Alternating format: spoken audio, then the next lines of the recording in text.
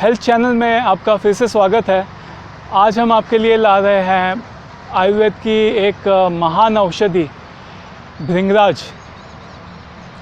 हमारे एक सब्सक्राइबर है चेतन मांडे जी, उनकी भी ये फरमाइश थी, तो ये मेरे नीचे यहाँ पे मेरे साइड पे भृंगराज का पेड़ है। ज़रा दिखाइए, क्लोज़अप दिखाइए। इसे एक्लिप्टा अल्बा कहते हैं, इसे एक्लिप्टा प्रोस्ट्राटा भी कहते हैं। ये दोनों में क्या फ़र्क है, ये टेक्निकलिटीज़ मुझे ढंग से पता नहीं है। अगर आप में से किसी को पता हो तो आप प्लीज़ कमेंट करके नीचे बताइएगा। ये देखिए, ये भृंगराज के फूल है। इसकी मैं पहचान आपको अच्छे से करवाता हूँ। भृंगराज के फूल जब कच्ची अवस्था में होते हैं तो ये इस तरह के ग्रीन होते हैं। ये ख़ास इसकी स्पेशलिटी है। ये है सनफ्लावर जैसा फूल, लेकिन ये पूरा ग्रीन है। इसकी पहचान बहुत इससे अच्छे से की जा सकती है। ऐसा फूल, ऐसा ग्रीन फूल जो कि पूरी अपने मैच्योरिटी की अवस्था में नहीं है, ऐसा आपको नहीं मिलेगा किसी दूसरे जड़ी बूटी में। और जब ये पूरा खिल जाता है तब ये इस तरह का वाइट हो जाता है, सनफ्लावर जैसा। इसमें 3 कलर आते हैं, वाइट आता है, येलो आता है और ब्लू भी आता है। ब्लू इसमें थोड़ा दुर्लभ है, वाइट और येलो मिल जाते हैं।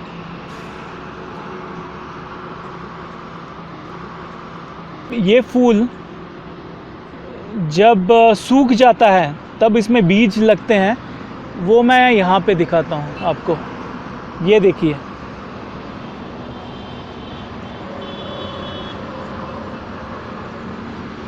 ये फूल सूख गया है जो वाइट था ये, और इसमें बीज है। इसको मैं अगर थोड़ा सा हिलाऊं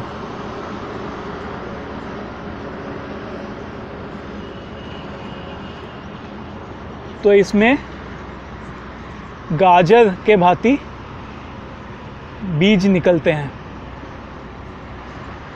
छोटे छोटे। ये जीरे से भी छोटे हैं, बहुत ही छोटे हैं ये मैं उंगली रख कर के आपको दिखाता हूँ, आपको पता लगेगा इसका साइज़ क्या है।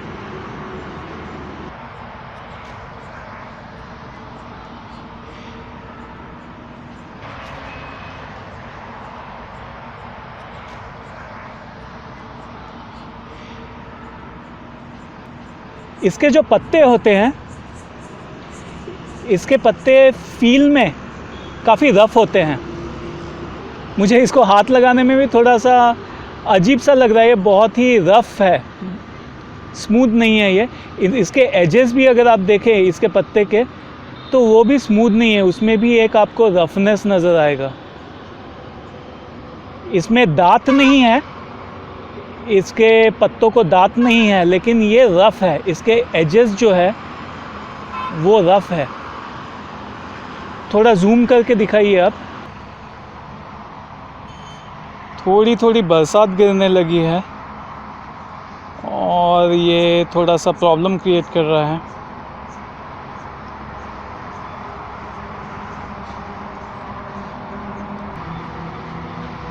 ये मैं पीछे से दिखाता हूँ आपको।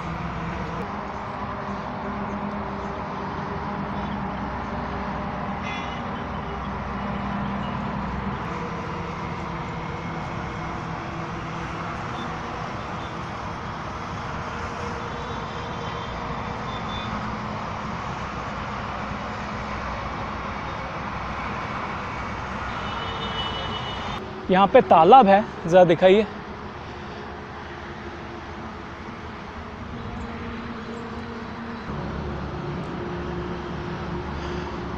तो भृंगराज आपको ऐसे ही किसी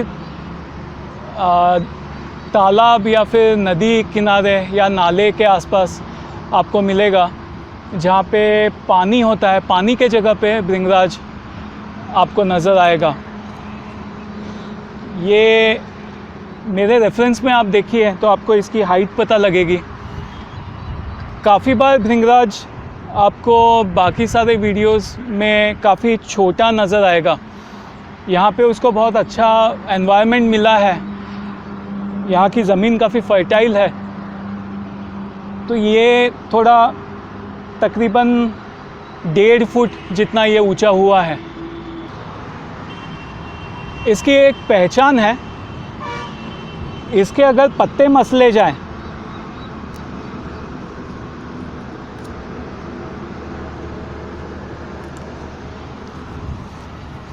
इसके अगर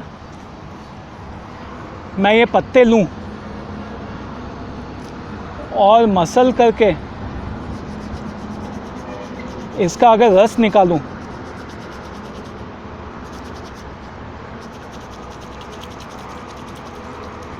ये देखिए रस है, ये ग्रीन रस है, थोड़ी देर में ये काला हो जाता है।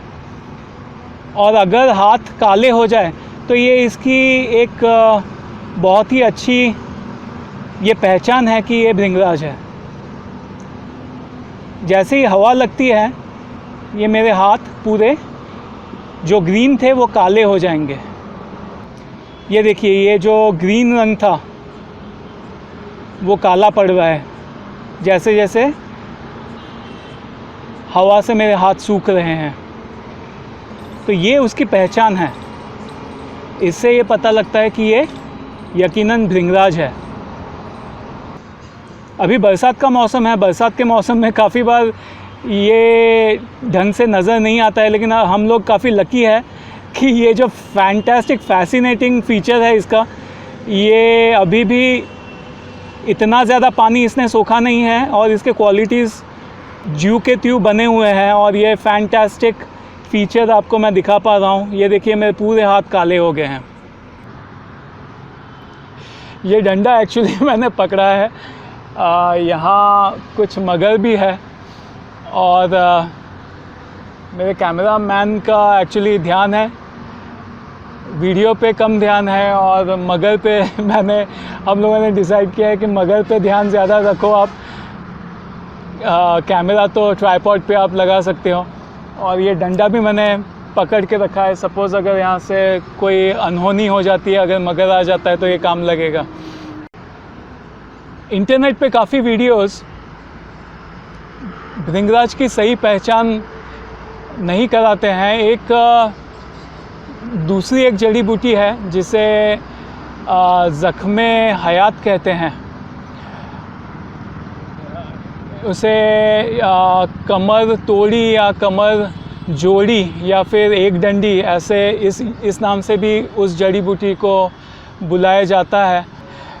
उससे काफ़ी लोग इसका कन्फ्यूजन कर देते हैं और काफ़ी वीडियोस हैं इंटरनेट पे, आपको बहुत सारे वीडियोस मिलेंगे जिसमें कि भृंगराज के नाम पे एक्चुअली कमर तोड़ी दिखाया जाता है। और जो यूट्यूबर्स हैं वो उनको जानकारी नहीं है भृंगराज की और उन्हें लगता है कि वो जो कमर तोड़ी है उसको वो भृंगराज के नाम से दिखा रहे हैं। तो ये असली भृंगराज है। अब मैं आपको इसके मेन जो क्वालिटीज़ हैं वो बताता हूँ। भृंगराज जो है वो बहुत ही तेज़ एंटीबैक्टीरियल है, नंबर 1। ये मैं उसका स्वभाव आपको बता रहा हूँ, मेन स्वभाव। नंबर 2, ये शोधग्न है, यानी ये शोथ को ख़त्म करता है, यानी कि ये सूजन को ख़त्म करता है, ये एंटी इन्फ्लेमेटरी है, ये सेकंड पॉइंट है। एंड नंबर 3, ये बहुत ही अच्छा पेन किलर है। तो ये उसका स्वभाव है। और अगर इसका स्वभाव, अगर ये किस चीज़ों के लिए फ़ेमस है उस एंगल से देखा जाए तो ये प्रमुख तौर पे 3 चीज़ों के लिए फ़ेमस है।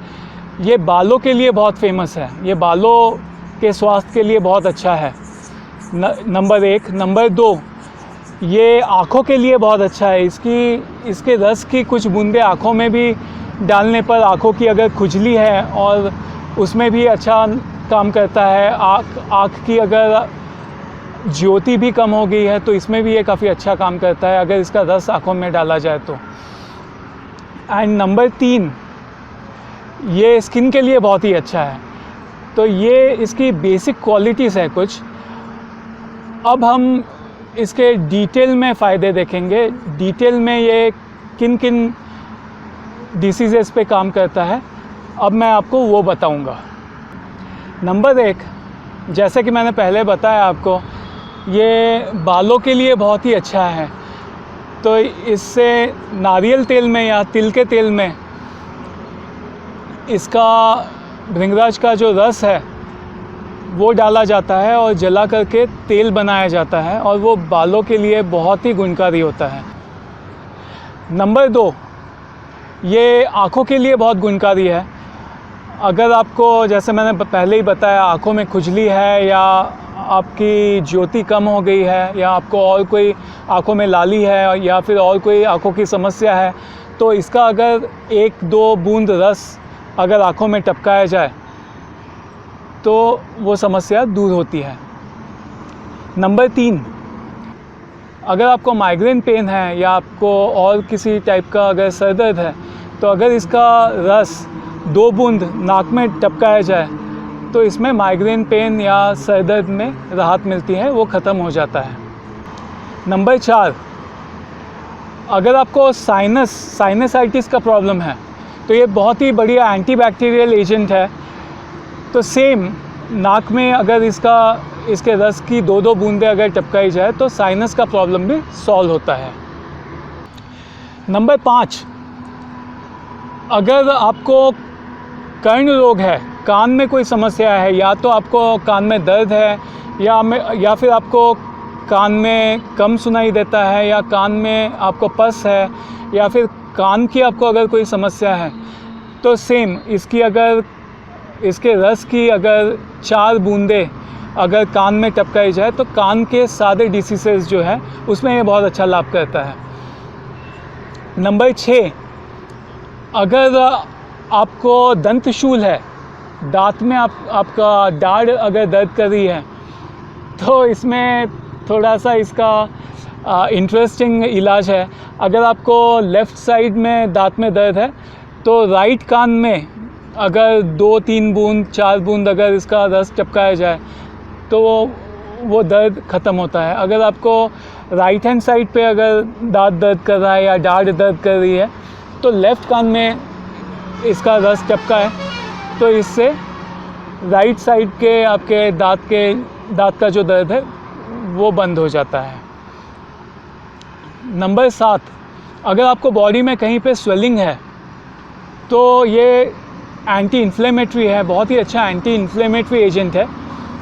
तो इसका अगर काढ़ा लिया जाए सुबह शाम तो इससे शरीर में अगर कोई सूजन है आपको तो वो ख़त्म हो जाती है। कोई स्पेसिफिक जगह पे आपको सूजन है तो अगर बाहरी सूजन है तो वहाँ बाहर इसका जो रस है वो बाहर से भी अगर लगाए तो भी फ़ायदा होता है और साथ साथ में उसका काढ़ा भी लेना चाहिए। अगर आपको कोई गुम चोट है, यानी कि ऐसी चोट जो बाहरी तौर पे आपको नज़र नहीं आ रही है लेकिन अंदर से चोट है, ऐसे में भी बाहर से लेप करें और इसका काढ़ा भी लें तो उससे जो गुम चोट होती है वो भी ठीक हो जाती है। भृंगराज सारे स्किन प्रॉब्लम्स में भी बहुत इफ़ेक्टिव है। आपको अगर कोई स्किन प्रॉब्लम है, चाहे किसी भी तरह का स्किन प्रॉब्लम क्यों ना हो, ये स्किन प्रॉब्लम्स में भी बहुत इफ़ेक्टिव है। ऐसे में भी इसका अगर काढ़ा लिया जाए या स्किन पे बाहरी तौर पर इसका अगर रस लगाया जाए तो स्किन प्रॉब्लम्स, हर तरह के स्किन प्रॉब्लम्स दूर होते हैं। स्पेशली जो डायबिटीज़ के मरीज़ है उनको काफ़ी बार ज़ख़म हो जाता है और वो ज़ख़म हील नहीं होता है, उसमें ये बहुत ही अच्छा काम करता है। या फिर अगर आप पानी में काम कर रहे हो और पानी में ज़्यादा रह कर के आपके हाथ पैर सड़ रहे हैं, आपके स्किन में कोई सड़न आ गई है, या फिर अगर आपको गैंग्रीन हो गया है जिसमें आपका हाथ या फिर पैर या कोई और अंग आपका सड़ने लगा है, तो ऐसे में भी ये बहुत ही अच्छा काम करता है। तो ये किसी भी तरह का अगर स्किन प्रॉब्लम है आपका, इसमें ये बहुत ही कारगर है। और एक बहुत इम्पॉर्टेंट पॉइंट है इसका, बिच्छू के काटने में ये बहुत ही इफ़ेक्टिव है।